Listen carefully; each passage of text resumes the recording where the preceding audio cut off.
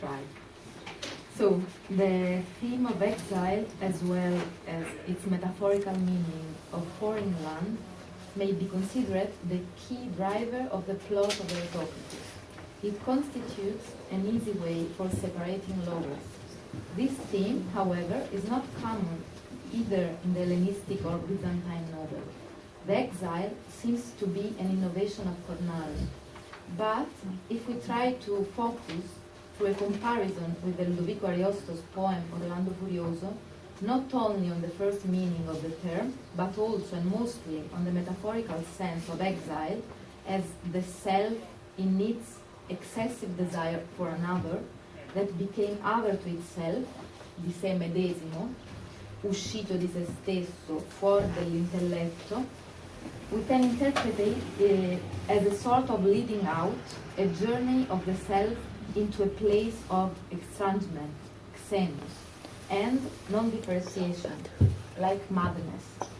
If we look at the theme of exile as the allegory of alienation, which is expressed as madness, we can find out a wide range of examples in Renaissance poems. Starting from a wider comparison between the Cretan poem Erotokritos and the Italian one Orlando Furioso, we will investigate more deeply the dependence and the influences between the Greek poem and its Italian roots.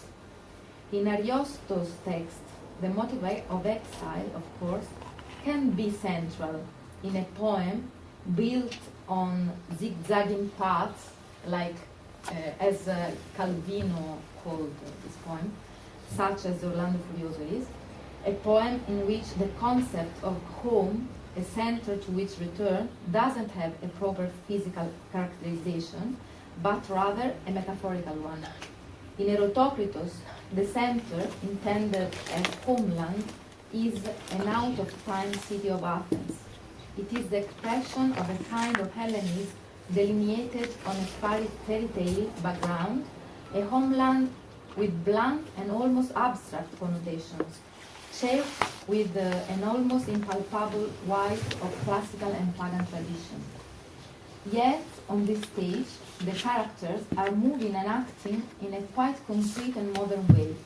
It shows that the historical dimension is not tangibly present, and also the references to the theme of exile, in a literal sense, travel, departure, exile, remain rather vague. What concerns us here is to consider a valid comparison between these two poems that are both very close and very distant from each other. Close because, from the point of view of cultural heritage and tradition, which draw on the Renaissance style and the way verses are modulated, but also distant because of the way the concept is defined and used in the economy of the story. What is interesting to note, however, is the sentimental mechanism and the psychological reason why this motive plays out, the manner in which it is expressed, and the results it may cause. The storylines are dashed and sublimated. Compared with the labyrinthine plot of Orlando Furioso, the structure of the Erotokritos is relatively simple. It has none of Ariosto's lengthy and complex digressions. What I will try to present here is a linguistic analysis of the passage in which such patterns occur in the two poems, some observation relating to the use of the range of synonymic terms of exile in both language, Italian and Greek, to express similar concepts but according to different metaphorical interpretation. I have a lot of examples, but so we don't have time. So, for example, I will discuss just the main expression to indicate the exile. For example, exorizo.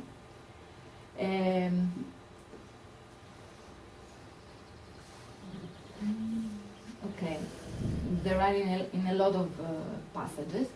The nun exoria, which is the exact translation of exile, exilium, doesn't appear in the poem. There is instead the use of the verb exorizo in two forms. In the active form, used in the third person singular and plural, which requires an act imposed by an external will, by a higher legal authority.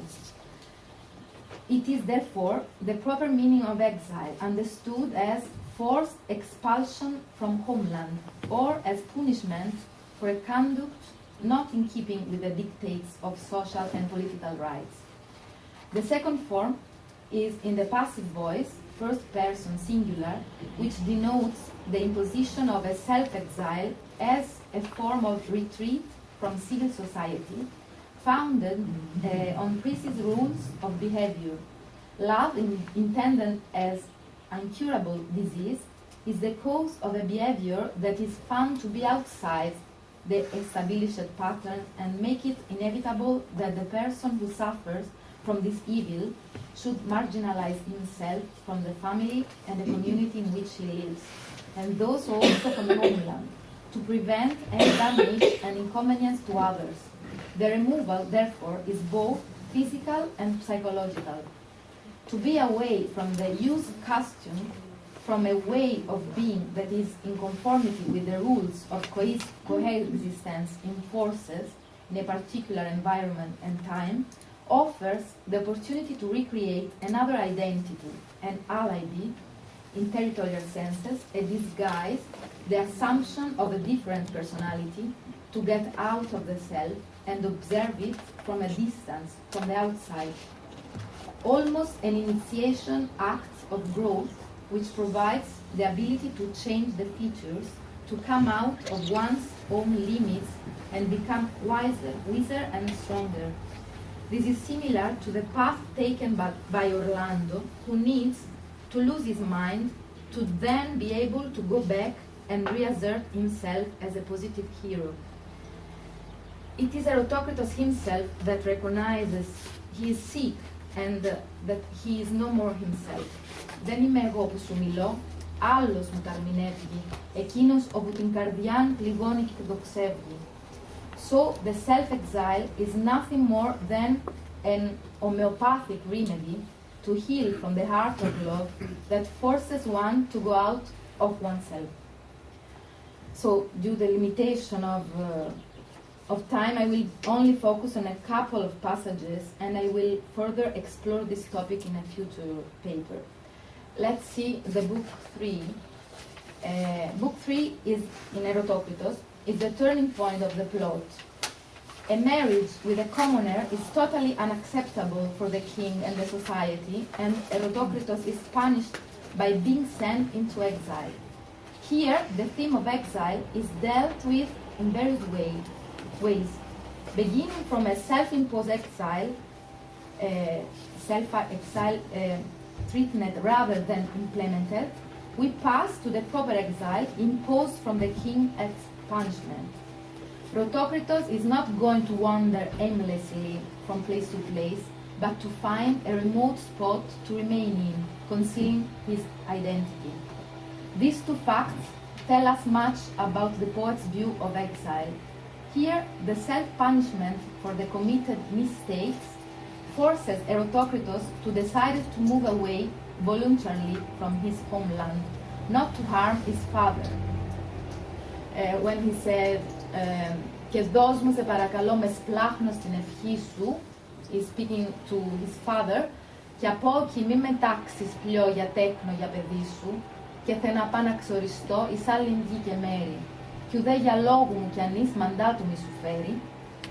So he will go to a faraway land, εις άλλη γη και μέρη, and the only news that will get to the parents is that he will die among strangers as a stranger, almost as a curse.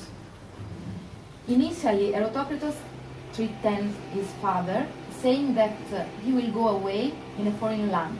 The exile assumes the role of a threat against the parent and works as intimidation towards his father in order to provoke feelings of guilt in the latter, who may change his mind, as convincing him to intercede for his son with the king and to ask for the hand of king's daughter in marriage. It is interesting to analyze how the act of distancing is interpreted. Erotokritos chooses to go away from his father, that means to break the ties of the family.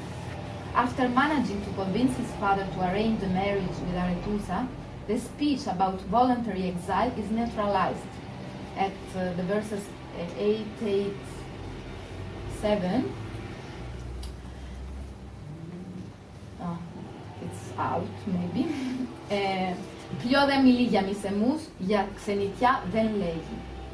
The idea of exile, however, is taken up later by the king, this time as an imposed penalty, no longer as a deliberately chosen one.